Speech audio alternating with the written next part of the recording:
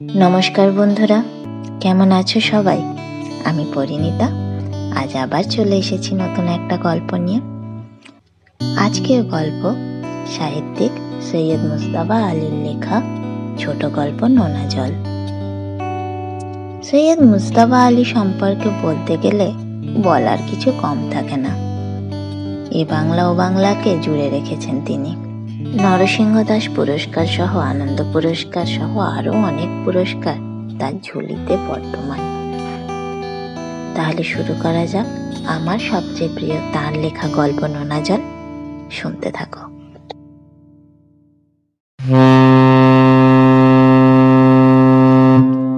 সেই গোয়ালন্দ চাঁদপুরি জাহাজ। 30 বৎসর ধরে এর সঙ্গে আমার চেনাশোনা। চোখ বন্ধ করে দিলেও হাতড়ে হাতড়ে ঠিক বের করতে পারবো কোথায় জলের কল, কোথায় চাখিলির দোকান, মুরগির খাঁচাগুলো রাখা হয় ঠিক কোন জায়গায়। অথচ আমি জাহাজের খালাসি নই, অবরে সবরে যাত্রী মাত্র।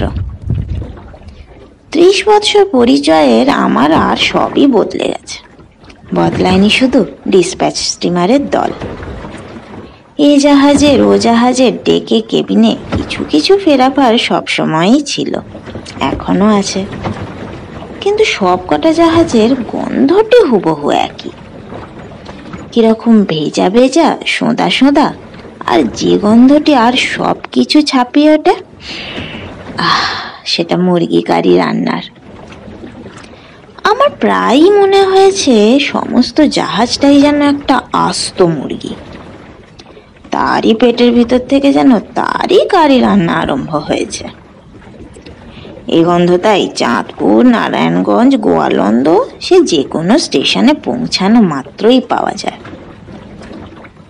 পুরোনো দিনে রূপ, রস, গন্ধ, স্পর্শ সবই রয়েছে, শুধু লক্ষ্য করলুম ভিড় আগের চেয়ে কম। দ্বীপ্রহরে পরিপাটি আহারাদি করে ডেক চেয়ারে শুয়ে দূর দিগন্তের দিকে তাকিয়েছিলাম। কবির তো আমার আসে না, তাই প্রকৃতির সৌন্দর্য আমার চোখে ধরা পড়ে না, যতক্ষণ না রবি ঠাকুর চোখে সেটা আঙুল দিয়ে দেখিয়ে দেয়। তাই আমি চাঁদের আলোর চেয়ে পছন্দ করি গ্রামোফোনের বক্স। পোর্টেবলটা আনবো করছি, এমন সময় চোখে পড়লো একখানা মর্দিতা দেশ পত্রিকা। মালিক না আসা পর্যন্ত তিনি যদি পরহস্তে কিঞ্চিত ভ্রষ্টাও হয়ে যান, তাহলেও তার স্বামী বিশেষ বিরক্ত হবেন না নিশ্চয়ই। রূপদর্শী ছদ্মনাম নিয়ে এক নতুন লেখক খালাসিদের সম্বন্ধে একটা দরদ ভরা লেখা ছেড়েছে। ছোকরার পেটে এলেম আছে, নইলে অতখানি কথা গুছিয়ে লিখলো কি করে? আর এত সব কেচ্ছা কাহিনী বা জোগাড় করলো কোথা থেকে? আমি তো একখানা ছুটির আর্জি লিখতে গেলেই হিমশিম খেয়ে যাই। কিন্তু লোকটা যা সব লিখেছে, এর কি সবই সত্যি? এত বড় অন্যায় অবিচারের বিরুদ্ধে খালাসিরা লড়াই দেয় না কেন? এ আবার একটা কথা হলো? সিলেট নোয়াখালীর আনাড়িরা দেবে ঘুঘু ইংরেজদের সঙ্গে লড়াই? আমিও যেমন। জাহাজের মেজো সারেঙের আজ বোধহয় ছুটি। সিল্কের লুঙ্গি, চিকনের কুর্তা আর মুগার কাজ করা কিস্তি টুপি পরে ডেকের উপর টহল দিয়ে যাচ্ছে। মাঝে মাঝে আবার আমার দিকে আর নয়নে তাকাচ্ছেও। ডিসপ্যাচের পুঁটি ও মানোয়ারির তিমি, দুই মাছ। একেই জিজ্ঞাসা করা যাক না কেন, রূপদর্শী দর্শন করেছে কতটুকু আর কল্পনায় বুনেছে কতখানি। একটুখানি গলা খাঁকারি দিয়ে শুধালুম, ও সারেং সাহেব, জাহাজ লেট যাচ্ছে না তো? লোকটা উত্তর দিয়ে সবিনয়ে বললে, আমাকে আপনি বলবেন না সাহেব, আমি আপনাকে 2-1বারের বেশি দেখিনি, কিন্তু আপনার আব্বা সাহেব, বড় ভাই সাহেবেরা এ গরিবকে মেহেরবান করেন। খুশি হয়ে বললুম, তোমার বাড়ি কোথায়? বসো না, তার ফুরসত নেই।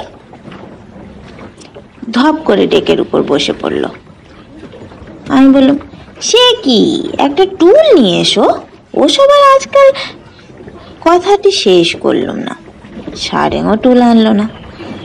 তারপর আলাপ পরিচয় হলো। দেশের লোক, সুখ দুঃখের কথা অবশ্যই বাদ পড়ল না।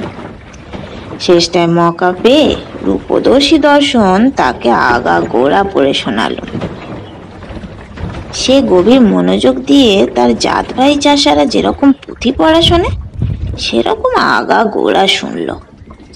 তারপর খুব লম্বা একটা দীর্ঘশ্বাস ফেলল।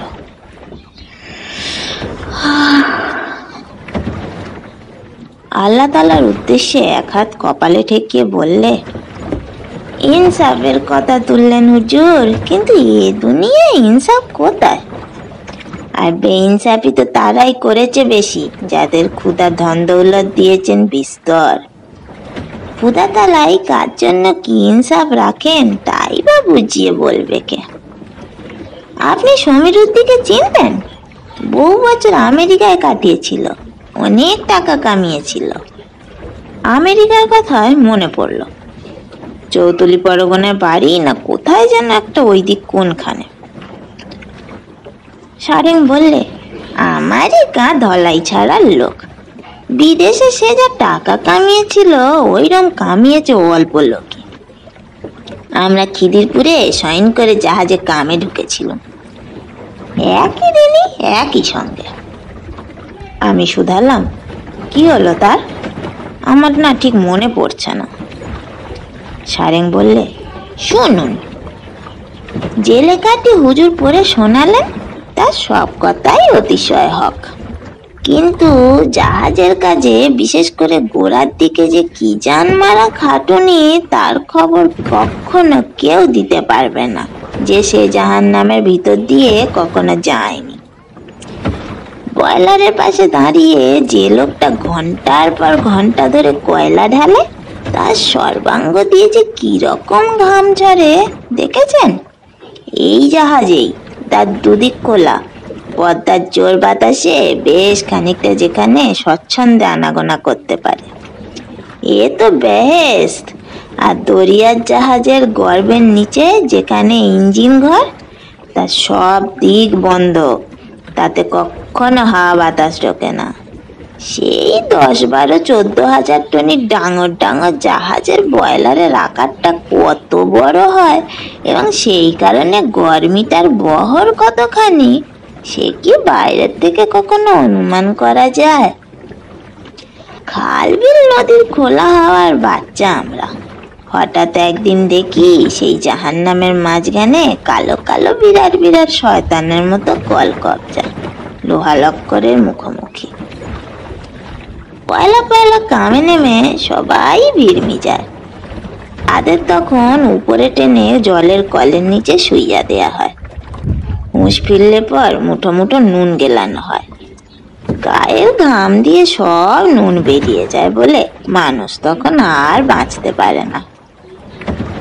কিংবা দেখবেন কয়লা ঢেলে যাচ্ছে বয়লারে ঠিক ঠিক, হঠাৎ কথা নেই বার্তা নেই বেলচা ফেলে ছুটে চলেছে সিঁড়ির পর সিঁড়ি বেয়ে, খোলা ডেক থেকে সমুদ্রে ঝাঁপিয়ে পড়বে বলে।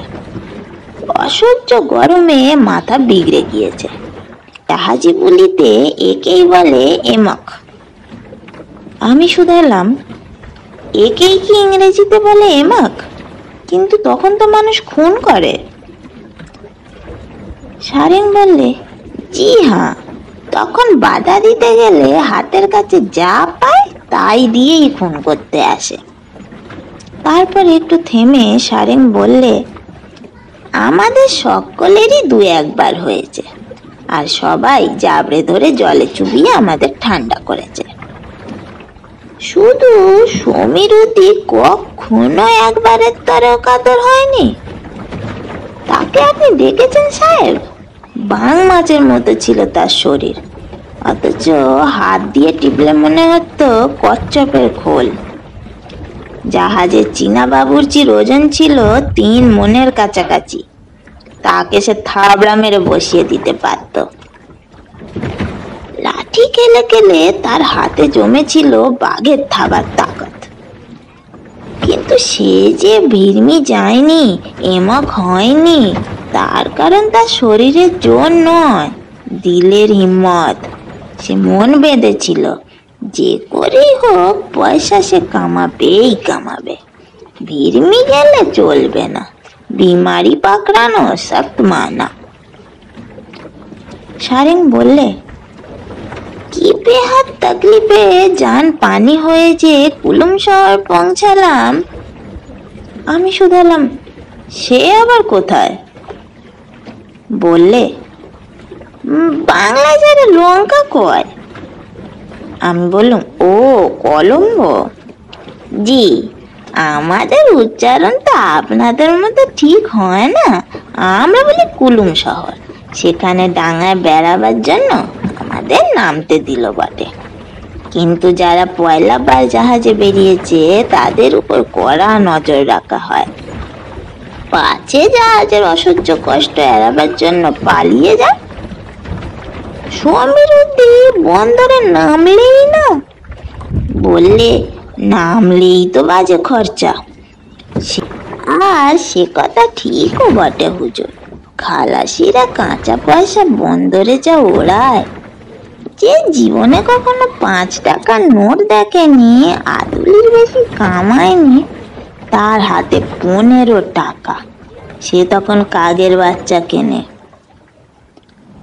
আমরা পেট ভরে যা খুশি তাই খেলাম, বিশেষ করে শাক সবজি।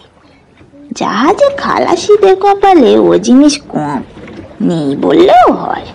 দেশে যা ছড়াছড়ি। তারপর কুলুম থেকে আদন বন্দর। আমার আর ইংরেজি এইডেন বলার দরকার হলো না। তারপর লাল দরিয়া পেরিয়ে সুয়োজ খাই। দুদিকে দুধু মরুভূমি, বালু আর বালু, মাঝখানে ছোট্ট একটা খাল। বুঝলুম সুয়োজ খাড়ি মানে সুয়েজ ক্যানাল। তারপর পুরসই, সেখানে খালের শেষ, বাড়িয়া বন্দর। আমরা শাকসবজি খেতে নামলাম সেখানে। ঝানুরা গেল খারাপ জায়গায়। পোর্ট সৈয়দের গণিকালয় যে বিশ্ববিখ্যাত, দেখলুম সারেঙের পর সে খবরটি রাখে।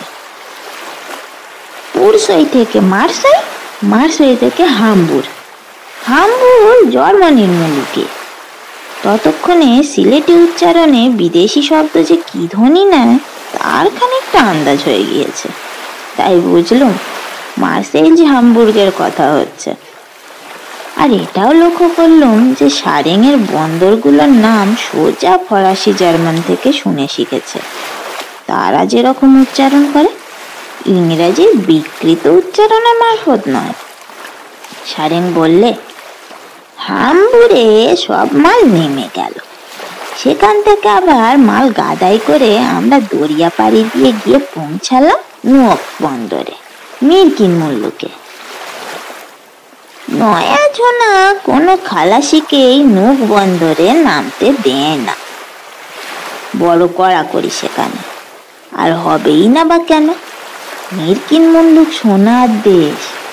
আমাদের মতো চাষা ভুষা সেখানে মাসে 500-700 টাকা কামাতে পারে। আমাদের চেয়েও কালা, একদম মিসকালা আদমিও সেখানে তার চেয়েও বেশি কামায়। খালাসিদের নামতে দিলে সব কটা ভেঙে গিয়ে তামাম মুলুকে ছড়িয়ে পড়ে প্রাণ ভরে টাকা কামাবে। তাতে নাকি মিরকিন মজুদের জবর লোকসান হয়। তাই আমরা হয়ে রইলাম জাহাজে বন্দি।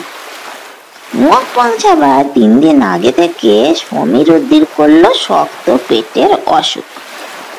আমরা আর 5 জন ব্যামোর ভান করে হামেশাই কাজে ফাঁকি দেবার চেষ্টা করতাম, কিন্তু সমীরুদ্দি 1 ঘন্টার তরেও কোনো প্রকারের গাফিলতি করেনি বলে ডাক্তার তাকে শুয়ে থাকবার হুকুম দিলে। নুয়র্ক পৌঁছাবার দিন সন্ধ্যেবেলা সমীরুদ্দি আমাকে ডেকে পাঠিয়ে কসম কিরে খাইয়ে কানে কানে বললে সে জাহাজ থেকে পালাবে। তারপর কি কৌশলে সে পারে পৌঁছাবে তার ব্যবস্থা সে আমায় ভালো করে বুঝিয়ে বল। বিশ্বাস করবেন না সাহেব, কিরকম নিখুঁত ব্যবস্থা সে কত ভেবে তৈরি করেছিল। কলকাতার চোরা বাজার থেকে সে কিনে এনেছিল একখানা খাসা নীল রঙের স্যুট, শার্ট, টাই কলার, জুতো, মোজা। আমাকে সাহায্য করতে হলো শুধু একটা পেতলের ডেচকি জোগাড় করে দিয়ে। সন্ধ্যার অন্ধকারে সমীরতি সাঁতারে জাঙ্গিয়া পরে নামলো জাহাজের উল্টো ধার দিয়ে খোলা সমুদ্রের দিকে।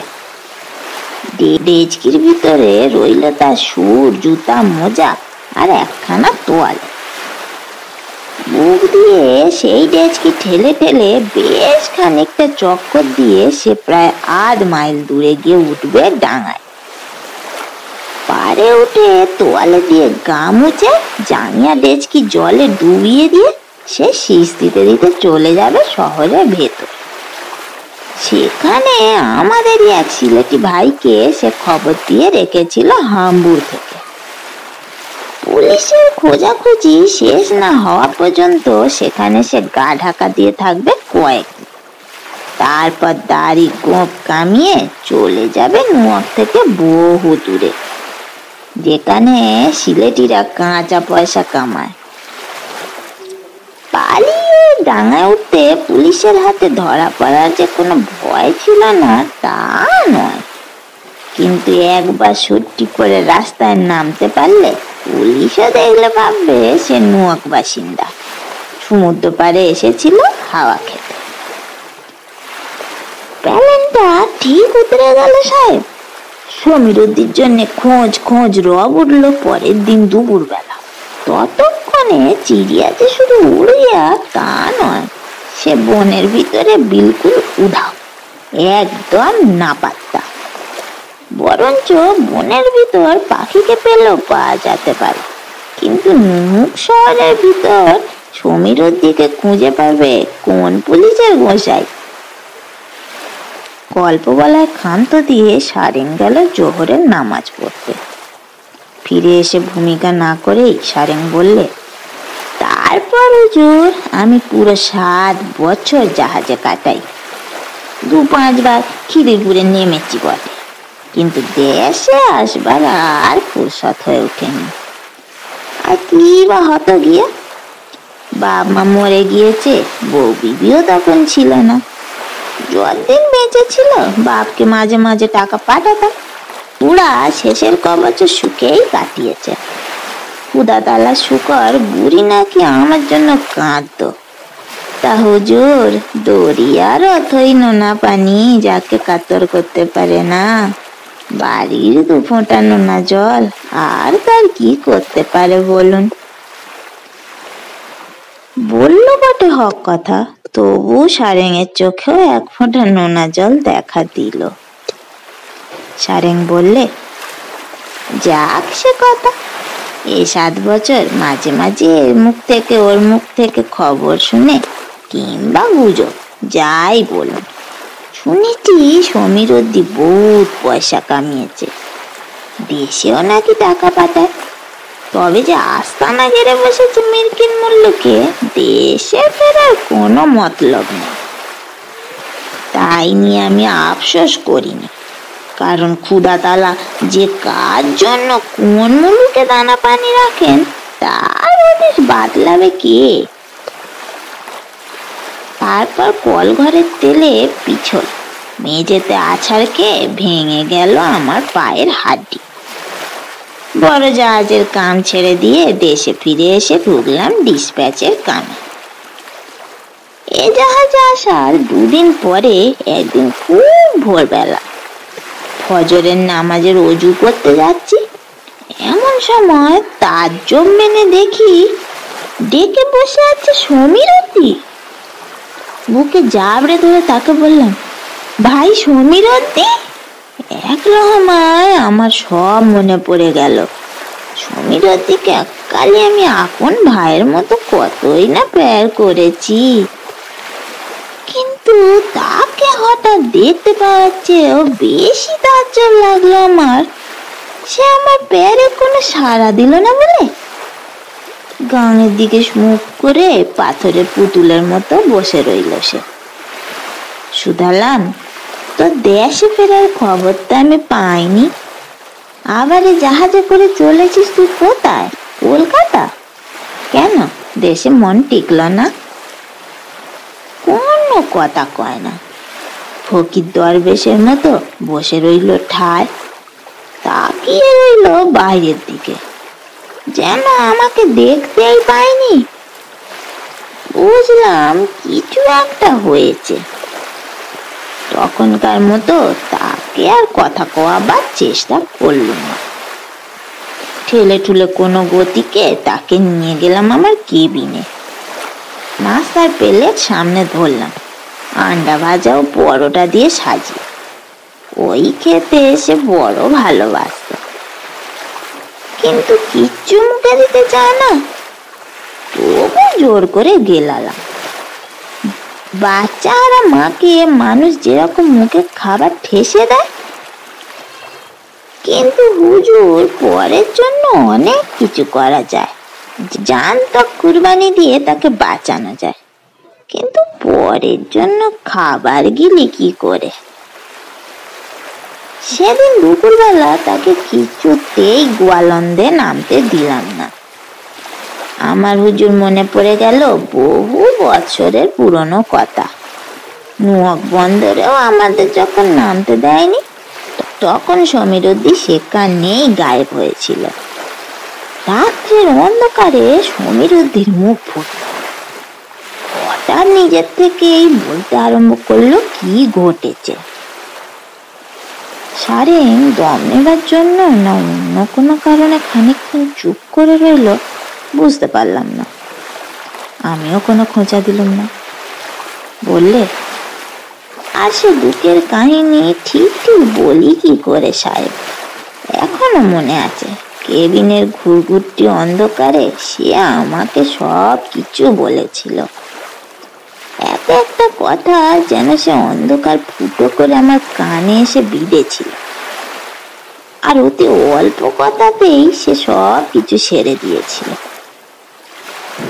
7 বছরে সে প্রায় 20,000 টাকা পাঠিয়েছিল দেশে তার ছোট ভাইকে। 20,000 টাকা কতখানি হয় তা আমি জানি না, একসঙ্গে কখনো চোখেও দেখিনি। আমি বললাম, আমিও জানি না, আমিও দেখিনি। তবেই বুঝুন হুজুর, সে টাকা কামাতে হলে কটা জান কুরবানি দিতে হয়। প্রথম 500 টাকা পাঠিয়ে ভাইকে লিখলে মহাজনের টাকা শোধ দিয়ে বাড়ি ছাড়াতে, তারপরে 1,000 বাড়ির পাশের পতিত জমি কেনার জন্য, তারপর আরো জন্য, তারপর আরো বহুত টাকা শহুরি ঢঙে পাকা চুনকাম করা দেয়ালওয়ালা টাইলের 4খানা বড় ঘরের জন্য, আরো টাকা ধানের জমি, বলদ, গাই, গোয়াল ঘর, মলাই, বাড়ির পিছনে মেয়েদের পুকুর এসব করার জন্য, এবং সর্বশেষে 1,500 টাকা টঙি ঘরের উল্টো দিকে দিঘির এপারে পাকা মসজিদ বানানোর জন্য। 7 বছর ধরে সমীরুদ্দিন মিরকিন মুল্লুকে অসুরের মতো খেটে 2 শিফট 2.5 শিফটে গতর খাটিয়ে জান পানি করে পয়সা কামিয়েছে। তার প্রত্যেকটি করি হালালের রোজগার, আর আপন খাই খরচের জন্য সে যা পয়সা খরচা করেছে তা দিয়ে মিরকিন মুল্লুকে ভিখারিরও দিন গুজরান। সব পয়সা সে ঢেলে দিয়েছে বাড়ি বানাবার জন্য, জমি কেনার জন্য। মিরকিন মুল্লুকের মানুষ যেরকম চাষবাসের জন্য খামার করে আর ভদ্রলোকের মতো ফ্যাশনের বাড়িতে থাকে, সে দেশে ফিরে সেই রকমই করবে বলে। ওদিকে ভাই প্রতি চিঠিতে লিখেছে এটা হচ্ছে সেটা হচ্ছে, করে করে যেদিন খবর পেল মসজিদ তৈরি শেষ হয়েছে, সেদিন রওনা দিল দেশের দিকে। নুয়াক বন্দরে জাহাজে কাজ পায় আনারি কালা আদমিও বিনা তকলিফে। আর সমীরুদ্দি হরেক রকম কারখানার কাজ করে করে কল কবজা এমনি ভালো শিখে গিয়েছিল যে তারই সার্টিফিকেটের জোরে জাহাজের আরামে চাকরি করে ফিরল খিদিরপুরে। সন্ধ্যের সময় জাহাজ থেকে নেমে সোজা চলে গেল শিয়ালদা। সেখানে প্ল্যাটফর্মে রাত কাটিয়ে পরদিন ভোরে চাঁদগা মেল ধরে শ্রীমঙ্গল স্টেশনে পৌঁছলো রাত 3টে। সেখান থেকে হেঁটে রওনা দিল ধলাইছড়ার দিকে। 8 মাইল রাস্তা। ভোর হতে না হতেই বাড়ি পৌঁছে যাবে। রাস্তা থেকে 1 মাইল ধান ক্ষেত, তারপর ধলাইছড়া গ্রাম। আলের উপর দিয়ে গ্রামে পৌঁছাতে হতো। বিহানের আলো ফোটবার সঙ্গে সঙ্গে সমীরুদ্দি পৌঁছালো ধান ক্ষেতের মাঝখানে। মসজিদের একটা উঁচু মিনার থাকার কথা ছিল, কারণ মসজিদের নকশাটা সমীরুদ্দিকে করে দিয়েছিলেন এক মিশরি ইঞ্জিনিয়ার। আর হুজুরও মিশর মুল্লুকে বহুকাল কাটিয়েছেন। তাদের মসজিদের মিনারের বাহার হুজুর দেখেছেন, আমাদেরকে ঢের বেশি। কত দূর দরাজ থেকে সে মিনার দেখা যায় সে আপনি জানেন, আমিও জানি, সমীরুদ্দিও জানে। মিনার দেখতে না পেয়ে সমীরুদ্দি আশ্চর্য হয়ে গেল। তারপর ক্রমে ক্রমে এগিয়ে দেখি কোথায় দিঘি, কোথায় টাইলের টঙ্গি ঘর। আশ্চর্য হয়ে শুধালাম, সে কি কথা? সারেং যেন আমার প্রশ্ন শুনতেই পায়নি, আচ্ছন্নের মতো বলে যেতে লাগলো, কিচ্ছু না, সেই পুরনো ভাঙা খড়ের ঘর, আরো পুরনো হয়ে গিয়েছে। যেদিন সে বাড়ি ছেড়েছিল সেদিন ঘরটা ছিল 4টে বাঁশের ঠেকনায় খাড়া, আজ দেখে 6টা ঠেকনা। কি ছোট ভাই, বাড়ি ঘর তোর গায়ের অন্যদিকে বানিয়েছে? কই, তাহলে তো নিশ্চয়ই সে কথা কোনো না কোনো চিঠিতে লিখতো। এমন সময় দেখে গায়ের বাসিদ মোল্লা। মোল্লাজি আমাদের সবাইকে বড্ড প্যার করেন। সমীরুদ্দিকে আদর করে বুকে জড়িয়ে ধরলেন।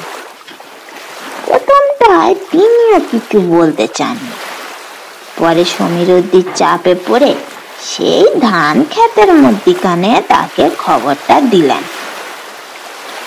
তার ভাই সব টাকা ফুঁকে দিয়েছে। গোড়ার দিকে শ্রীমঙ্গল, কুলাউড়া, মৌলিবাজারে, শেষের দিকে কলকাতায়। ওরা মেয়ে মানুষ, আরো কত কি। আমি থাকতে না পেরে বললাম, বলো কি সারেং, এরকম ঘা মানুষ কি সইতে পারে? কিন্তু বলো দেখিনি, গাঁয়ের কেউ তাকে চিঠি লিখে খবরটা দিলে না কেন? সারেং বললে, তারাই বা জানবে কি করে সমীরুদ্দি কেন টাকা পাঠাচ্ছে। সমীরুদ্দির ভাই ওদের বলেছে বড় ভাই বিদেশে লাখ লাখ টাকা কামায়, আমাকে ফুর্তি ফার্তির জন্য তারই কিছুটা পাঠায়। সমীরুদ্দি চিঠি আসে কাউকে দিয়ে পড়ায়নি। সমীরুদ্দি নিজে আমারই মতো লিখতে পড়তে জানে না, কিন্তু হারামজাদা ভাইটাকে পাঠশালায় পাঠিয়ে লেখাপড়া শিখিয়েছিল। তবু মোল্লাজি আর গাঁয়ের 5 জন তার টাকা উড়াবার ভর দেখে তাকে বাড়ি ঘর বাঁধতে, জমি খামার কিনতে উপদেশ দিয়েছিলেন। সে নাকি উত্তরে বলেছিল বড় ভাই বিয়ে শাদী করে মিরকিন মুল্লুকে গেরস্তালি পেতেছে, এ দেশে আর ফিরবে না, আর যদি ফেরেই বা সঙ্গে নিয়ে আসবে লাখ টাকা, 3 দিনের ভিতর 10খানা বাড়ি হাঁকিয়ে দেবে। আমি বললাম, উফ কি পাষণ্ড। তারপর সারেং বললে, সমীরুদ্দি আর গাঁয়ের ভিতরে ঢোকেন, সেই ধান ক্ষেত থেকে উঠে ফিরে গেল আবার শ্রীমঙ্গল স্টেশন। সমীরুদ্দি আমাকে বলেন, কিন্তু মোল্লাজি নিশ্চয়ই তাকে নিজের বাড়িতে নিয়ে যাবার জন্য পিড়াপিড়ি করেছিলেন, কিন্তু সে ফেরেনি। শুধু বলেছিল যেখান থেকে এসেছে সেখানেই আবার ফিরে যাচ্ছে। কলকাতায় গাড়ি সেই রাত 8টায়। মোল্লাজি আর গাঁয়ের মুরব্বীরা তার ভাইকে নিয়ে এলো স্টেশনে। টাকা ফুরিয়ে গিয়েছিল বলে সেদিনই সে গাঁয়েই ছিল। সমীরুদ্দি 2 পা জড়িয়ে ধরে সে মাপ চেয়ে তাকে বাড়ি নিয়ে যেতে চাইল। আরো 5 জন বললেন, বাড়ি চল, ফের মিরকিন যাবি তো যাবি, এতদিন পর দেশে এসেছিস, 2 দিন জিরিয়ে যা। আমি বললাম, রাস্কেলটা কোন মুখ নিয়ে ভাইয়ের কাছে এলো সারেং? সারেং বললে, আমিও তাই পুছি, কিন্তু জানেন সাহেব সমীরুদ্দি কি করলে? ভাইকে লাথিও মারলেন না, কিছু না, শুধু বললে সে বাড়ি ফিরে যাবেন। তারপর দিন ভোরবেলা এই জাহাজে তার সাথে আমার দেখা। আপনাকে তো বলেছি, সাবন্দরে বারুনির পুতুলের মতো চুপ করে বসেছে। দম নিয়ে সারেং বললে, অতি অল্প কথায় সমীরুদ্দি আমাকে সবকিছু বলেছিল, কিন্তু হুজুর শেষটা এসে আপন মনে বিড়বিড় করে কি বলেছিল তা আমি ঠিক বুঝে উঠতে পারিনি। তবে কথাগুলো আমার স্পষ্ট মনে আছে। সে বলেছিল, ভিখিরি স্বপ্ন দেখে সে বড় লোক হয়ে গিয়েছে, তারপর ঘুম ভাঙতেই সে দেখে সে আবার সেই পুরনো দুনিয়ায়। আমি দেশে টাকা পাঠিয়ে বাড়ি ঘর বানিয়ে হয়েছিলাম বড় লোক। সেই দুনিয়া যখন ভেঙে গেল তখন আমি গেলাম কোথায়? বাস্তব ঘটনা না হয়ে যদি শুধু গল্প হতো, স্বপ্ন হতো, তবে এখানেই শেষ করা যেত। কিন্তু আমি যখন যা শুনেছি তাই লিখছি। তখন সারেংয়ের বাদ বাকি কাহিনী না বললে অন্যায় হবে। সারেং বললে, 14 বছর হয়ে গিয়েছে, কিন্তু আমার সর্বক্ষণ মনে হয় যেন কাল সাঁঝে সমীরুদ্দি আমার কেবিনের অন্ধকারে তার ছাতির খুন ঝরিয়েছে। কিন্তু ওই যে ইনসাফ বললেন না হুজুর, তার পাত্তা দেবে কে? সমীরুদ্দি মিরকিন মূল্যকে ফিরে গিয়ে 10 বছরে আবার 30,000 টাকা কামায়। এবারে আর ভাইকে টাকা পাঠায়নি। সেই ধন নিয়ে যখন দেশে ফিরছিল তখন জাহাজেই মারা যায়। এই সংসারে তার আর কেউ ছিল না বলে টাকাটি পৌঁছলো সেই ভাইয়ের কাছে। আবার সে টাকা ওড়ালো। ইনসাফ কোথায়?